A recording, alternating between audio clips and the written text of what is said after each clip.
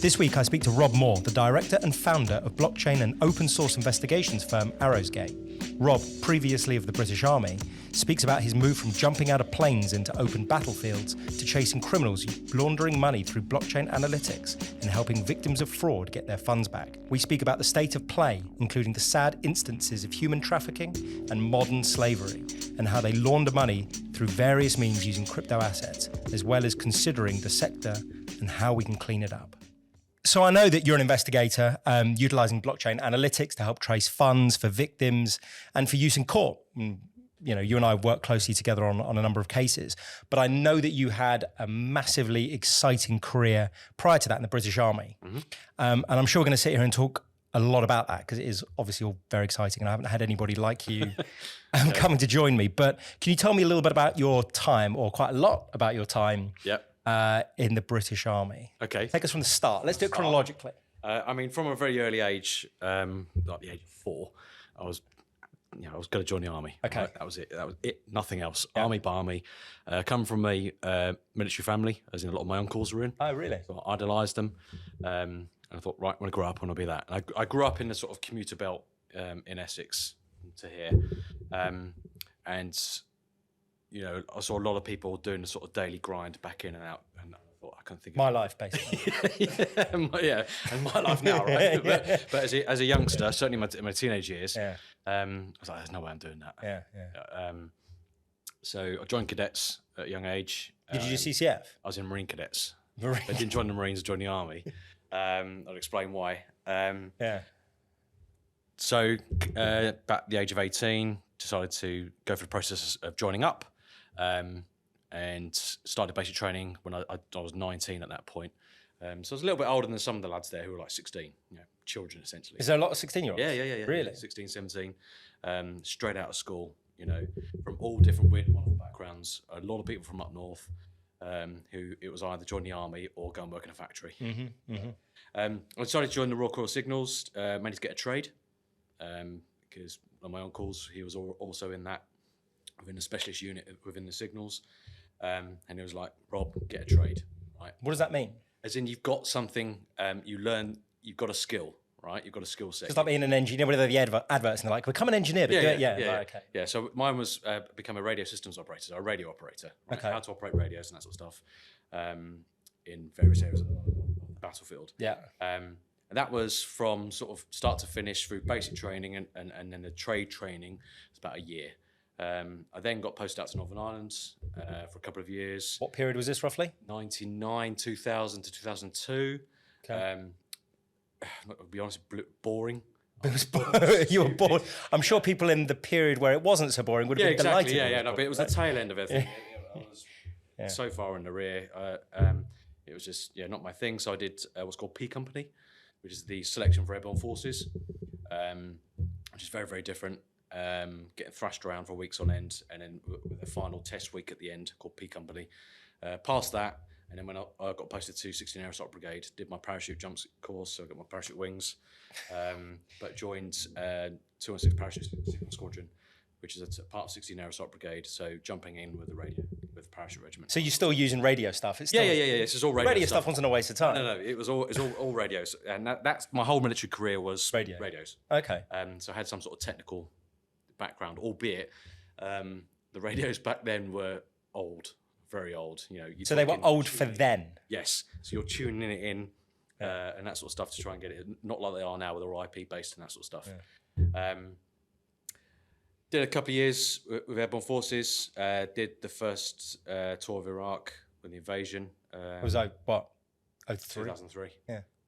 So 20 years ago. It's a lifetime ago now.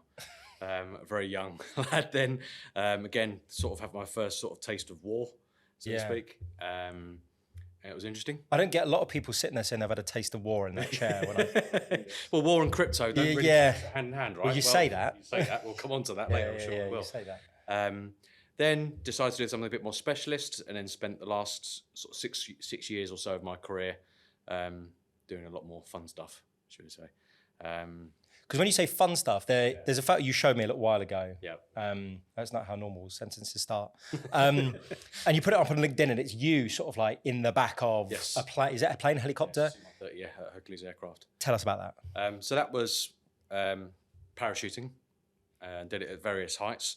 So with the first type of parachute I did was low level, as low as 600 feet. So you literally jump out, hopefully it opens. Straight away. You've got a matter of seconds before you don't land, you arrive. Is that the terminology they use? Yeah, which is why I've had a lot of back trouble later in life, and a lot of my mates are as well. Knees are shot, that sort of stuff. Okay. It was, you arrive, but you get taught how to arrive at the parachute training school in Bryce Norton, with the RAF teach you how to fall and roll and that sort of stuff properly. But that was, low level at night with 88 blokes coming out of the aircraft out of both doors.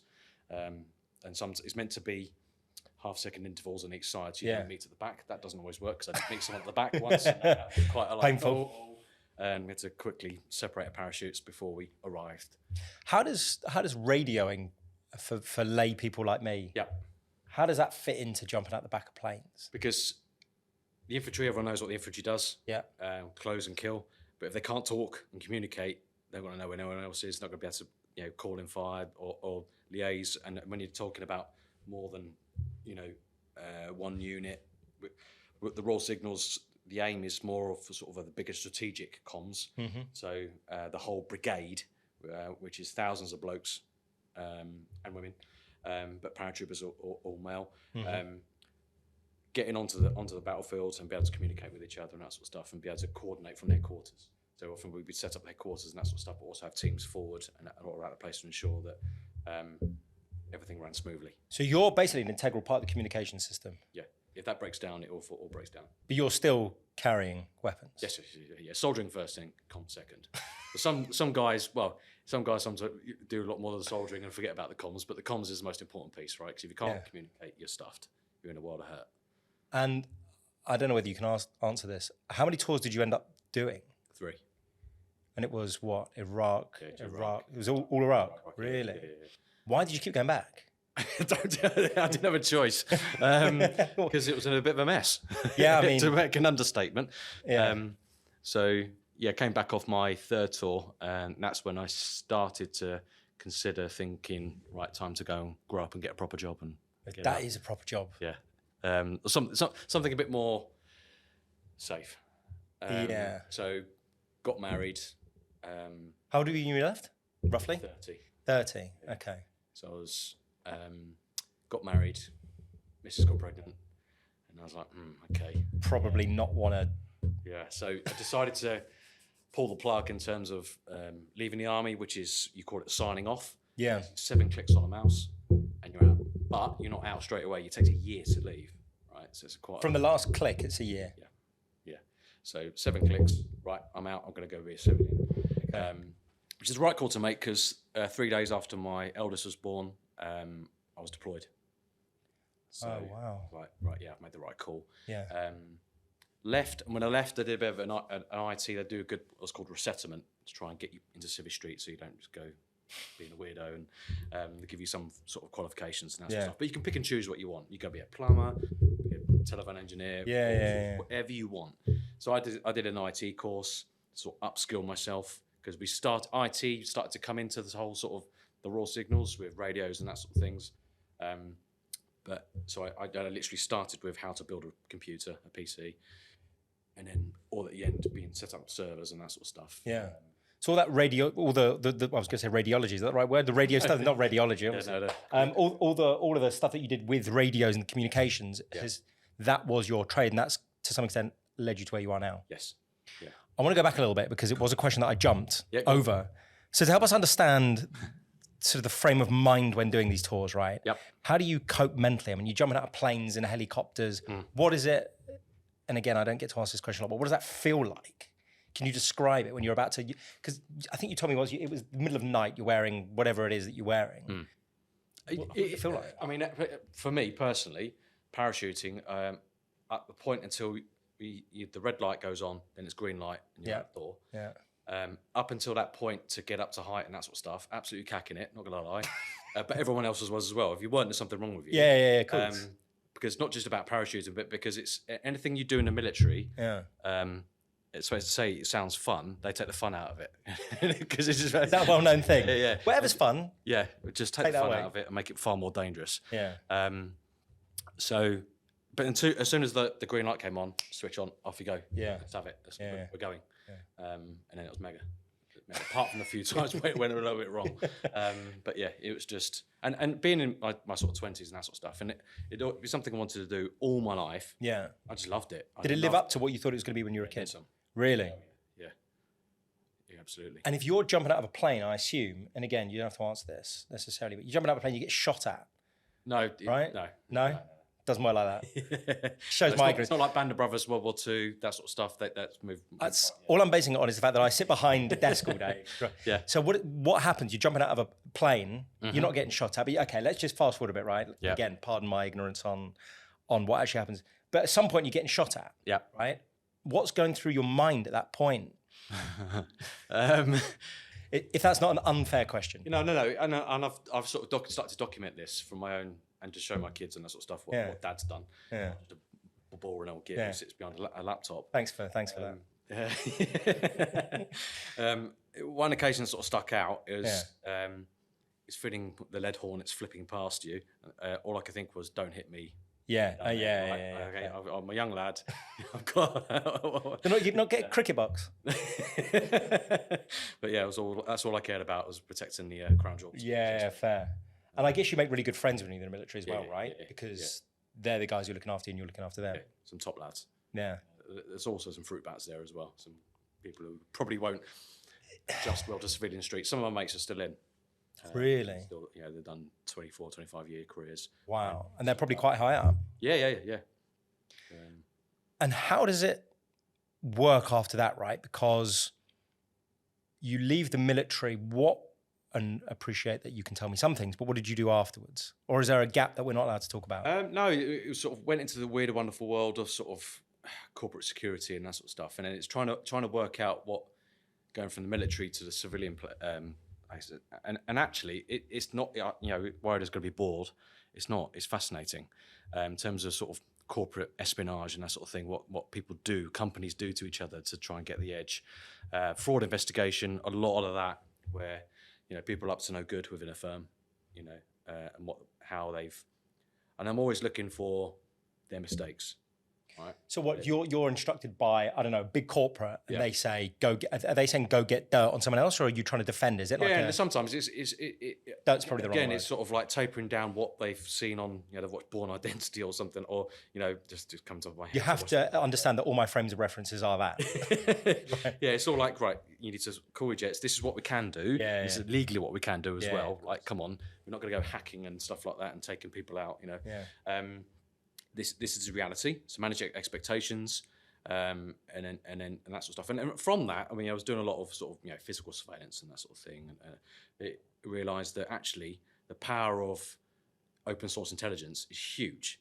If you can get that right, you don't even have to get out the front door. If the target's given their digital footprint away so much, you don't have to go deploy a team. Therefore, it's cheaper and easier, and less risk of zero risk of compromise. So I started to then do more open source intelligence courses and training, to then think, right, I'll just do this myself, right? I'll just start to teach. I've got a bit of a technical background for being in Royal Signals. Let's bring that into this space and then start researching covertly. What can I get, and that sort of jazz. That then, I had my first crypto case about 3 years ago now. Yeah. Which is then it starts to go, whoa, what is this? So I get that journey. I want to talk a little bit more. I want to go back a bit, right? Sure. Because as an old friend of mine, Jack, and he used to do, I know him from school, he used to do this mad job.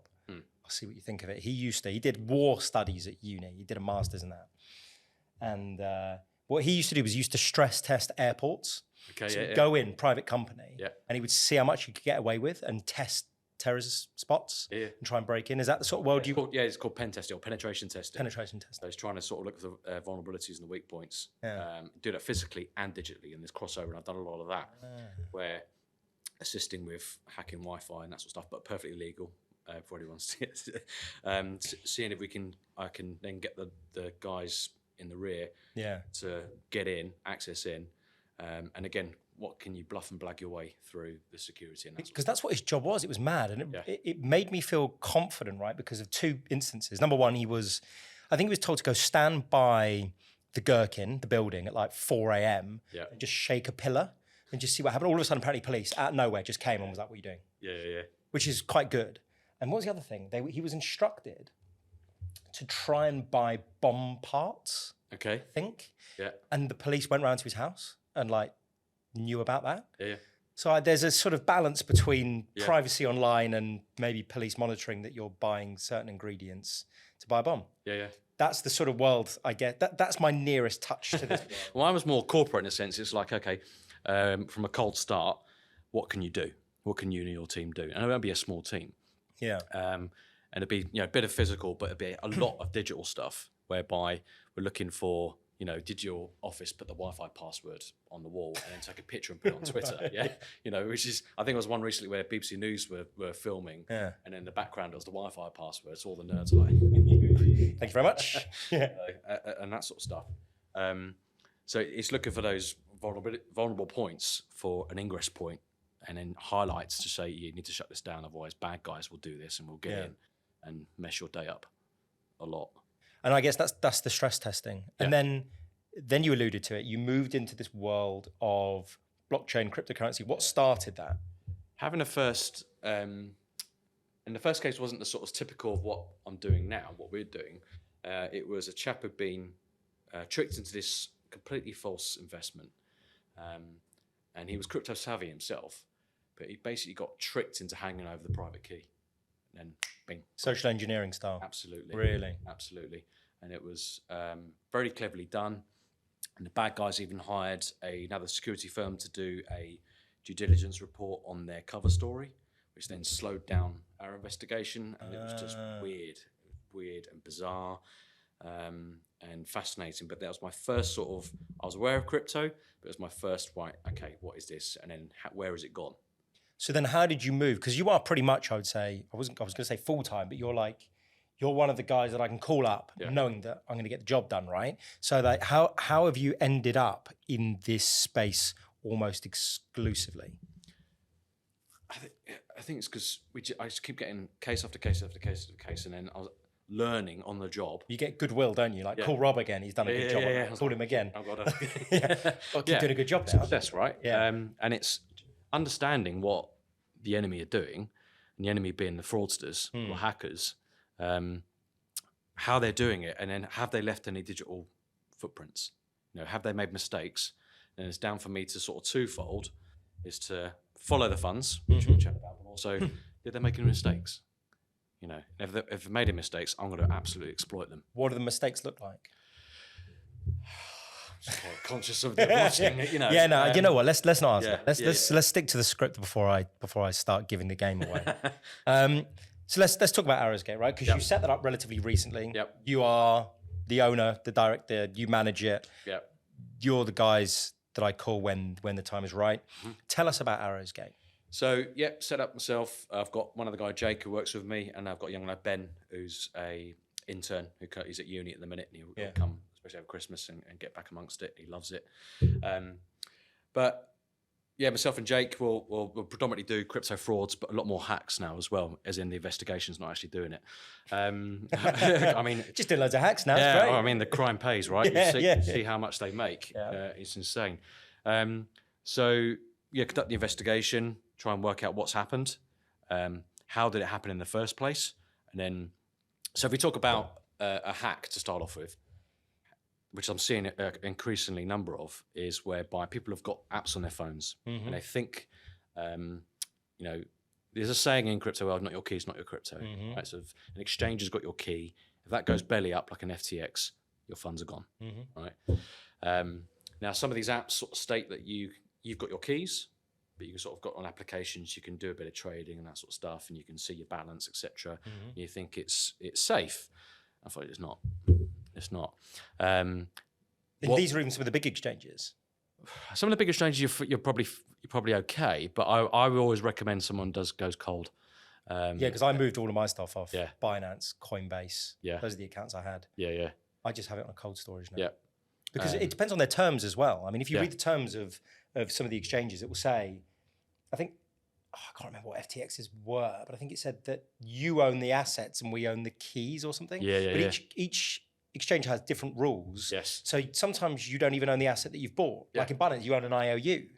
And you're a lawyer and you understand this stuff, but for average Joe public trying to read that and make sense of it, no chance, right? So with the hacks, it's having a deep dive into sort of, okay, what happened? How did this happen? How did they get the key to move the crypto onto the mixing process? Invariably, it's a mixing process we can dive into in a bit. How did it move? But how did it happen? Who's culpable? Is the platform culpable? Did they make mistakes? Are they some sort of Mickey Mouse outfit? When you start to dig around and see who's running the show on these platforms, are they got the right accreditations? Are they implementing the right stuff that they're talking about? And have they flat out lied when their statements come out? Yeah, because there's quite a few things, right? There's a different kind of, I was going to say styles, that's definitely the wrong word. There's different kinds of hacks that occur, right? Because it could be that the platform itself has a weakness and has been exploited in some way. Or it could be that someone's interacting with something that is credible, but they've downloaded an app that's given some sort of pathway in, or they've used, this happens quite a lot. I don't know why it's always Cyprus, but people could log into a Wi-Fi in Cyprus and then all of a sudden they get hacked. Yes. There's all these sorts of things whereby you have to figure out, like, to some extent, who's behind it. And if you can't figure out who's behind it, it's what happened to the assets and what's the story following it. Yeah. And whose fault might it be? Yep. And it boils back down to my sort of background and being in the military, the Royal Signals, it's fault finding. You've got something's gone wrong, you've got to try and work it out quick because you've got a lot of pressure on. Really quick. Yeah, really quick. And sort of, okay, what happened? You lift under the hoods and you go, okay, right, I think I know what's happened here. And then come on to the fun part, which is the blockchain analytics. Where did it go? Why is that the fun bit for you?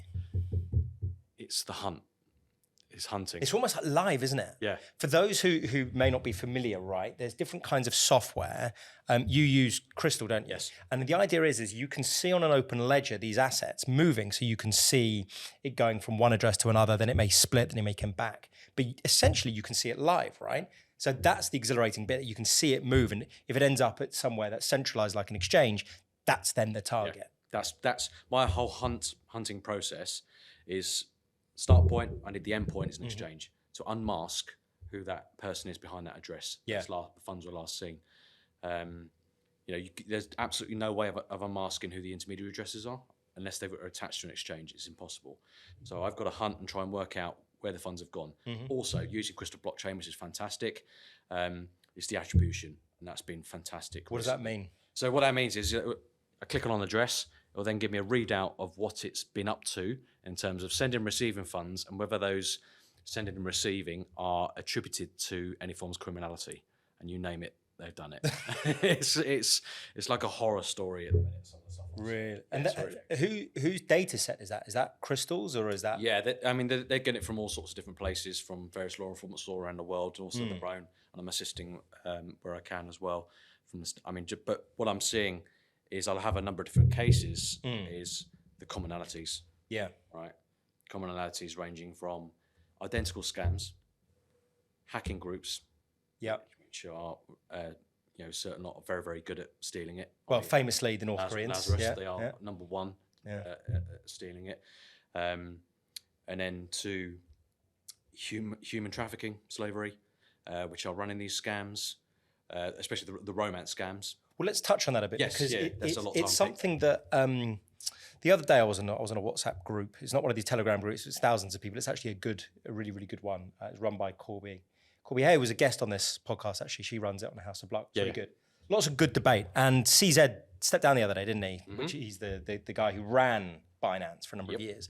And everybody on that group, well, not everybody, that's an exaggeration, a good portion of people were saying how sad it was and what a ruddy good bloke he was.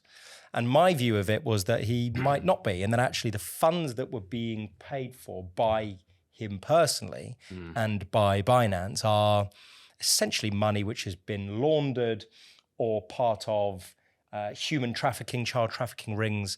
And people didn't really understand necessarily that side of it and how that links to certain exchanges. I mean, there are the reports by Chainalysis which came out and said that funds are linked to these sorts of enterprises, and they do end up at certain exchanges. I don't think any exchanges are clean of it, but maybe you can tell us from your experience how the sort of horrible worlds of human trafficking and modern slavery come into all this. Certainly. So I mean, I've seen human trafficking up front in person last year when the Ukraine war kicked off. Yep. I was out there. This is why Jake, who I work with now, me and him were out there together with a group of others. A lot of veterans went out to go and assist, and we saw firsthand on the Polish-Ukraine border a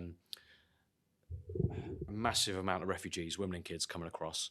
I mean, 30,000 in one day through one gate. It was insane, the sheer volume. And there was no big NGOs or anything like that. You know, there's no Red Cross, etc. Oxfam. They take so long to spin up and get there. There's a bunch of different random volunteers and that sort of stuff.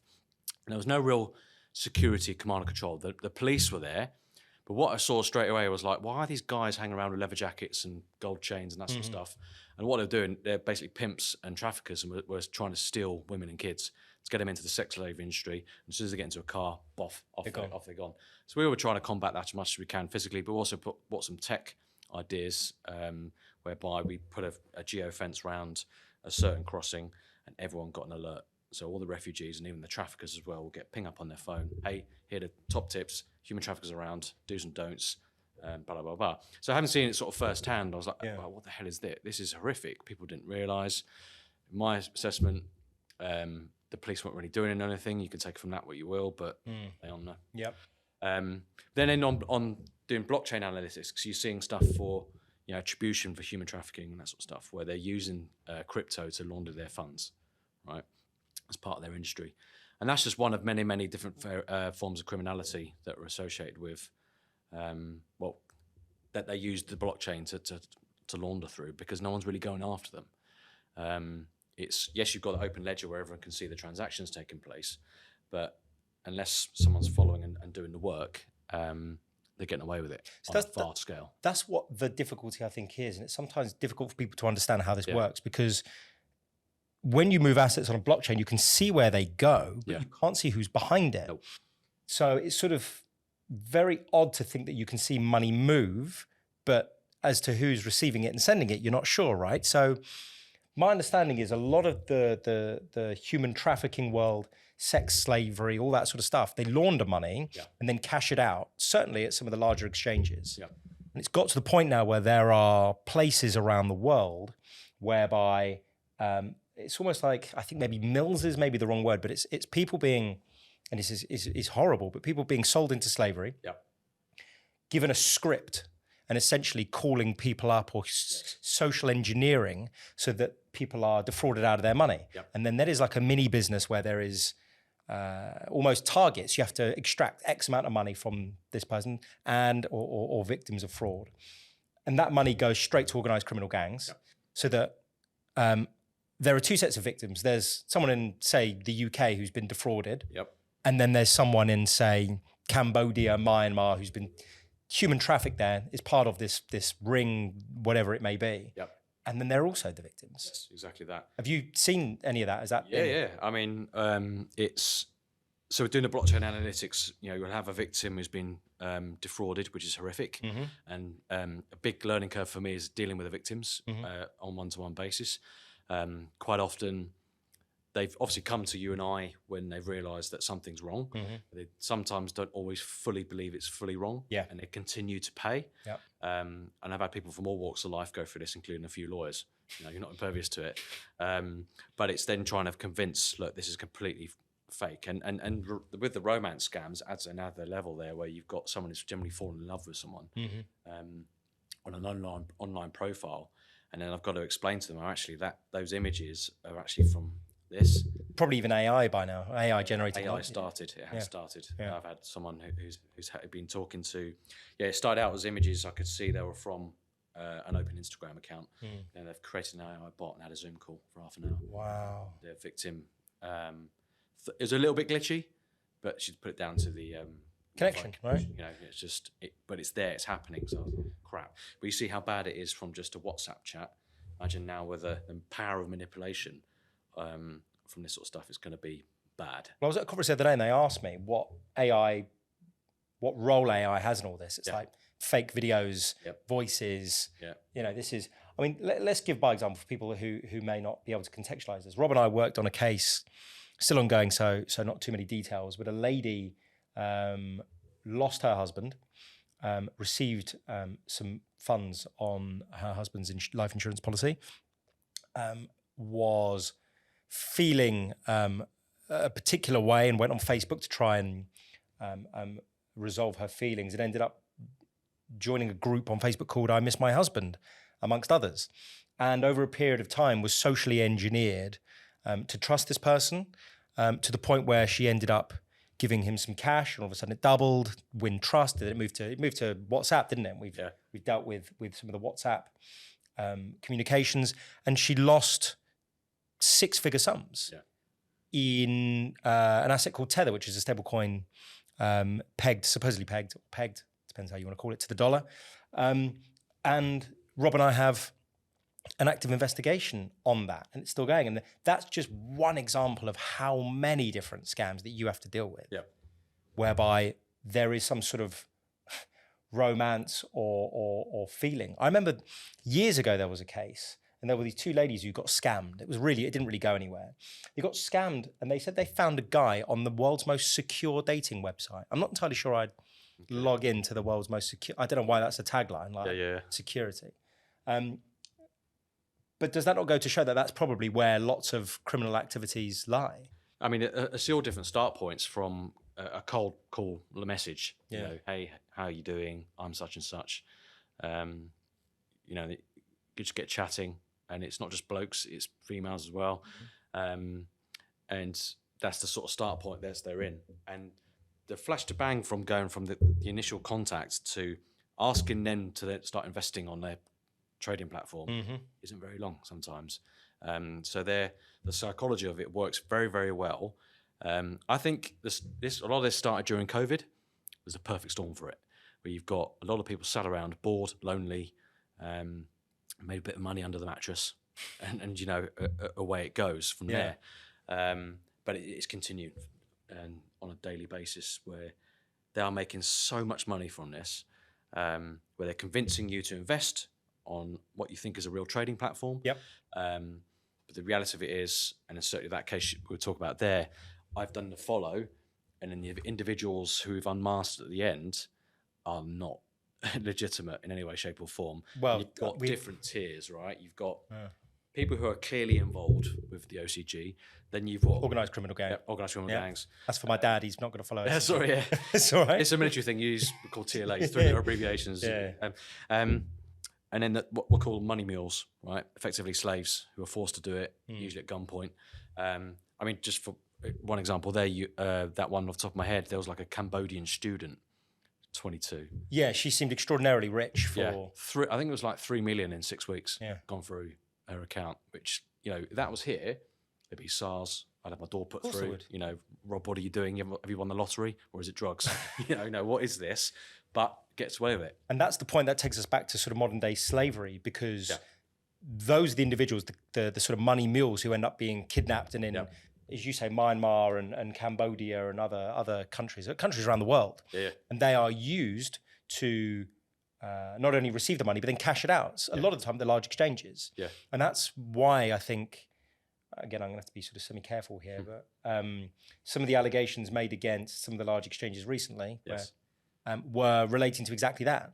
So I hope that the people in that group who I was not very subtly debating and listening to this, hopefully can draw some other conclusions, but is a massive issue relating to modern slavery, sex exploitation, and it's just victims everywhere. I mean, I wonder whether we know who's at the top.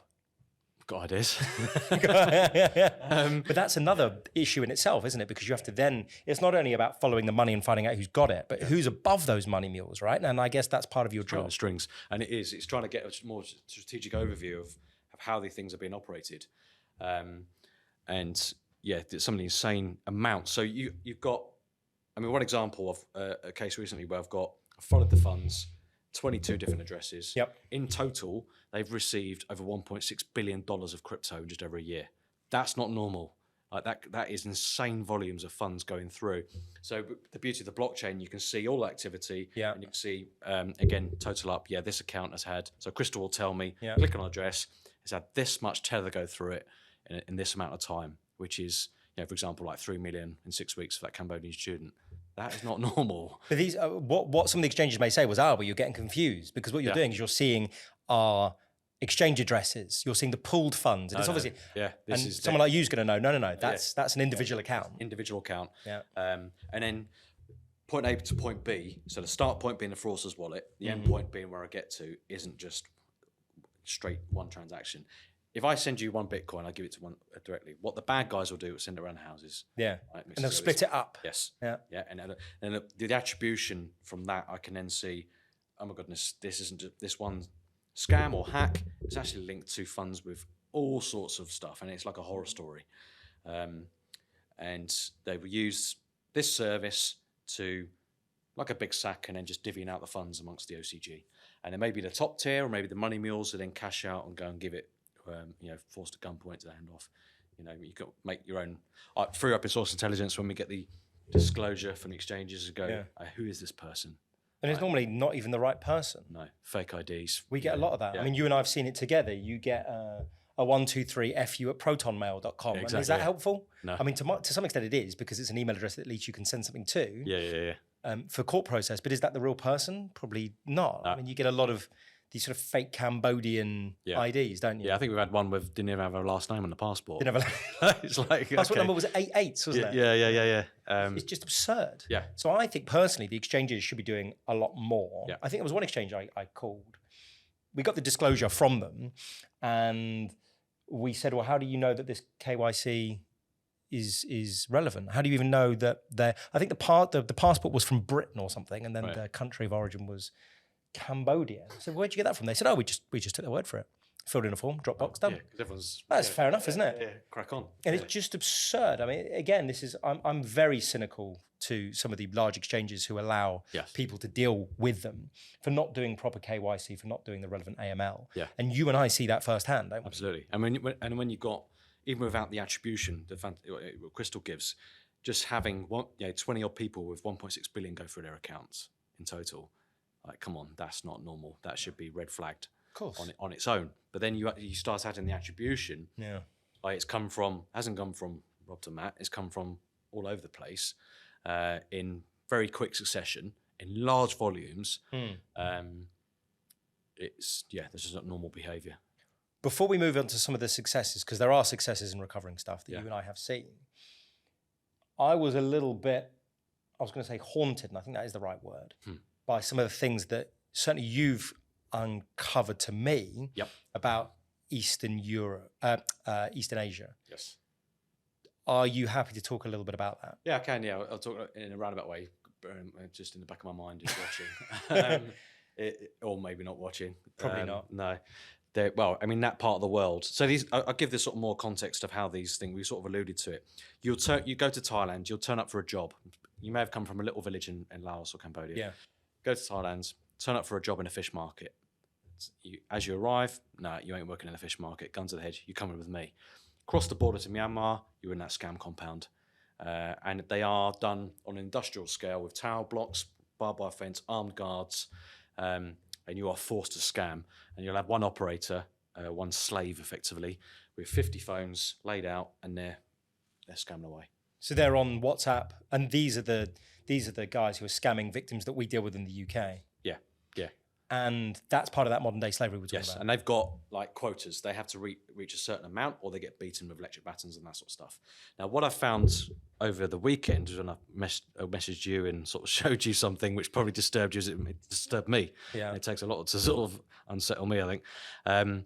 But it was, what the hell is this? There's one scam compound, and below it, just on Google Maps, is a human organ transfer centre. Well, that's what it's called, wasn't it? Yeah, that's what it's called. You click on it and look. I mean, already I know what it really is. Yeah. You click on it and you got the reviews there about people in poor English saying I lost a kidney, and that sort of stuff.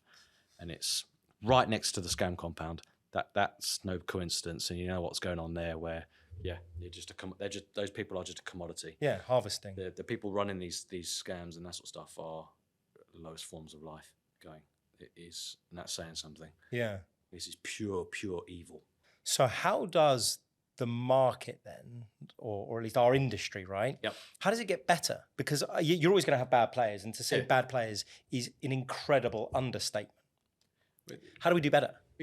Take it out from being the Wild West and clean it up and stop allowing that these accounts can be set up with fake IDs or even with genuine IDs, but having that volume, have those tools, right? Crystal blockchain is one, which will alert you. You know, I use it for an investigation tool, but they also have compliance software as well. We go, whoa, hold on, red flag. You know, what is this? This isn't normal behaviour. And then stop it, squeeze that stuff out, make them go else, you know, and make it more difficult. It's far too easy to make an insane volume of money through crime at the minute, from what I see. And from what I see from you as well, it's absurd. Yeah. These people are just receiving billions. Yes. I guess it's a matter of making sure that KYC, AML, or whatever other checks are in place. I mean, you try and set up a bank account now, you've got to say 3 figures into the camera and move your head and all this. The exchanges aren't doing that. No. And like with AI now as well, you know, you say about moving the head one way round, if you think is to get them to turn their head fully round, but that will be countered, you know. That easy. And that sort of, but yeah, seeing the types of KYC coming back, it's like, really? Is that all you've got on this individual? And you're allowed, and that volume, let alone the attribution, that sheer volume coming in, didn't raise any red flags. Come on. But they're not, some of the exchanges are not being held liable for that. That's the difficulty. Yes. So there should be, there was a lady at Reuters who I was speaking to about this the other day, Rachel Walcott, who's been publishing a few articles about a few interesting firms. And there was a point she made where it was almost like there should be liability for failing to prevent some sort of scam. Yeah. And I think that's probably right. If it's so obvious, and yet despite in spite of the fact that it's so profitable for some of these exchanges, it should be a crime to allow it to happen. It just needs someone brave enough to figure out what that looks like. And I think it's not just exchanges as well. It's how they start in the first place is with the WhatsApp, they'll use VoIP numbers, and sometimes they'll be one-time use. There are firms in the UK that are assisting with those. And so WhatsApp themselves need to say, hold on, if you haven't got, you know, if you're setting a number up with a VoIP number and that sort of stuff, stop. The social media platforms as well is the example you gave where the woman was approached by clearly a fake account, which is just stolen images from another legitimate account. That legitimate account had no clue. It was nothing to do with it. And I see that on a daily basis where they'll just take images from everywhere. It doesn't matter. And that sort of stuff. So it's those initial start points, and 100% exchanges need to step up and stop this. Is there an area of the world where you see this happen a lot? Because from my experience, my original case, AA was a guy in Russia, and he was perfectly innocent, driving around in armored cars, as you do. But then a lot of it has been Asia, East Asia. Yeah, there's sort of two sets to this, but they all merge as well, which I've sort of identified recently. You've got there's a great BBC documentary called The $1 Billion Scam. It's on YouTube and iPlayer, and they've nicknamed the group there called the Milton Group. And they tend to do more sort of fake adverts and that sort of stuff. They've even been fake advertising on football teams in the UK.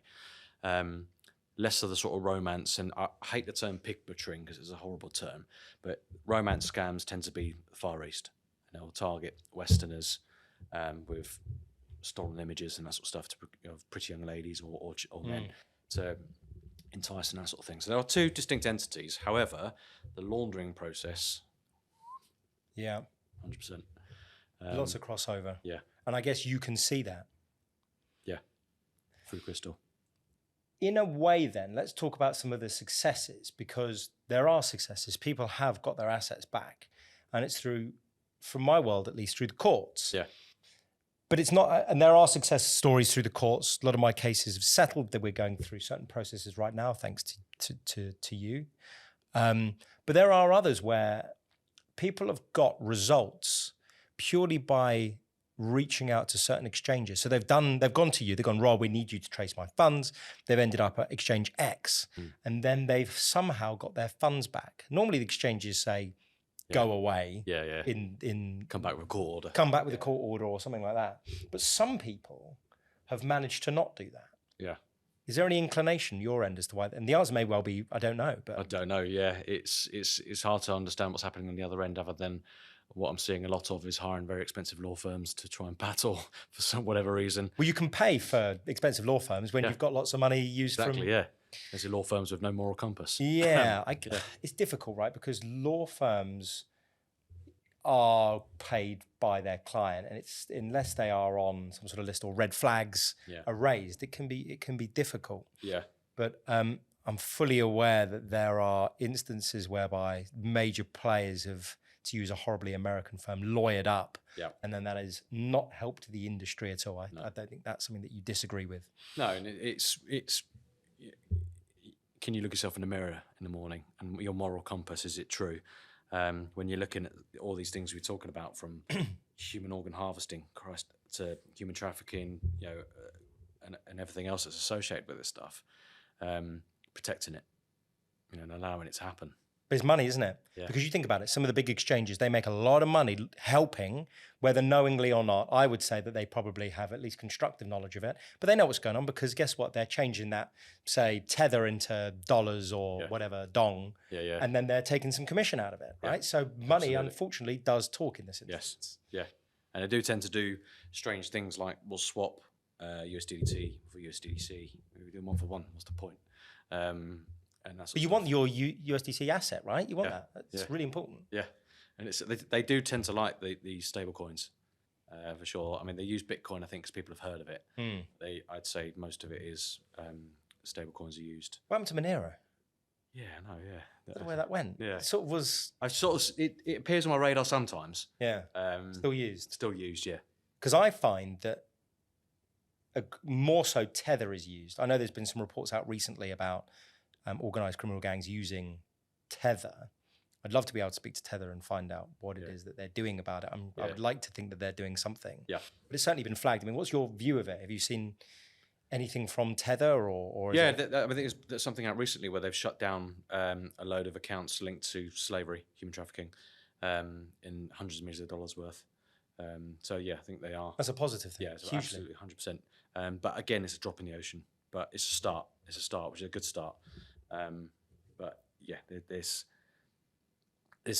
so I'm sort of collating my own attribution and known addresses and that sort of stuff, what I'm seeing from my own investigations, and then seeing how, a fraud and a hack are actually, they're merged, into who's behind it and who's laundering the funds, and that sort of stuff, which you and I have been working on recently, where there is commonalities that I'm starting to identify, and how the bad guys are doing their things. And how are you, this may be a massively unfair question, but I put it on the piece of paper to warn you. Go on. How are you finding the English judicial system with all of this? Because we have to go to court, right? And we have to use your information. Yeah. Do you feel like judges are treating this all fairly? Do you think lawyers are misleading people, or do you feel like it's a good system? Well, I only work with the best, Matt, right? Yeah. But it's... I try and attend court hearings as much as possible, even if I'm not on the stand or anything like that, just for my own situational awareness. And it goes from military background where, yes, I was a radio operator, but I also want to know what the guy in front of me is doing, left and right, etc., in case something happens. But you're not going to get taken out, hopefully, so I'm not going to step up into your shoes. But it means that what I'm providing you is the right ammunition for your job. If I have a full understanding of how the court process works and that sort of thing. And certainly with my reports, I got told by one of the barristers was to say, "Hey, Rob, can you write Noddy does crypto? What is crypto?" Not in a childlike form, but it just explained the basics, right? So a basics, judge, the basics of how crypto works and how normally, if I send you one Bitcoin, it looks like that. Now, and then go on to this is how the bad guys are doing it, and that's how it ends up looking like a big scatter graph and just chaos, right?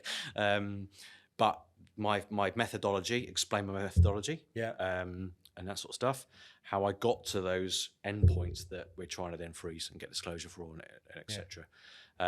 So long answer to your question is sort of, I see it is working well from my side of things. It is slow, but that's not always due to the courts. Quite often it's due to the exchanges. Yeah, I mean, I think I agree with you. I mean, the judges do the best they can. Yeah. But I think that sometimes, I mean, I gave you a loaded question there because that's how I feel. I personally feel like sometimes the positions of exchanges are slightly misrepresented. I was at a conference the other day, and someone asked, and I think this was a barrister as well, so they're obviously putting this to courts, what do big institutional regulated exchanges like X, how do they fit in? And I'm saying, which ones are those? Like a bank. I mean, there's hundreds of years of banking law to protect us to some extent. I'm sure people will have their own views on it. Protect us from certain issues. Do the exchanges enjoy those same laws? I mean, sometimes they cherry pick. I've heard in court certain counsel refer to exchanges as a bank, and that to some extent gives the judge an image in their mind of what this looks like. Well, where's the SARS then? Where's all the red flags that should be coming out? Well, precisely. To give to the law enforcement to say, hey, this guy's had X amount going through his account. It looks weird. You probably want to go and have a chat. Which is the nicest way to put it. Yeah. I'm going to ask you, we skipped over one, and it was, again, my friend Jack asked me to ask you when I told him about it. I told him that I was sitting down with you. Okay. How do you go from jumping out of planes, huge adrenaline rush, to sitting behind a desk? I need an outlet sometimes. I enjoy the hunt. Yeah. Enjoy the thrill of going after, looking to exploit the mistakes. So I enjoy the online hunt, but every now and then I step away from my desk and go on my ridiculously fast motorbike and go. Oh yeah, you got your bike, haven't you? Yeah. To sort of get not in the current weather, it's a bit right, but need an outlet, or paddleboarding, kayaking, or just being with the kids. What a lovely answer. Yeah. I thrown it in at the end just because they're watching. All right, well, thanks very much, Rob. Yeah, no, appreciate it. It's been fun.